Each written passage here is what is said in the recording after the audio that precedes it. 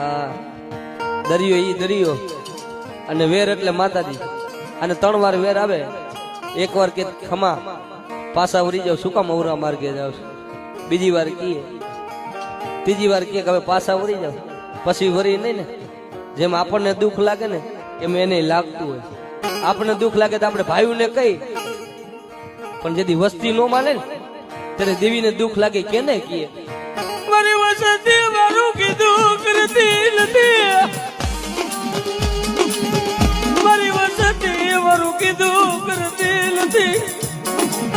મારે કેલે દી કેવું બેટા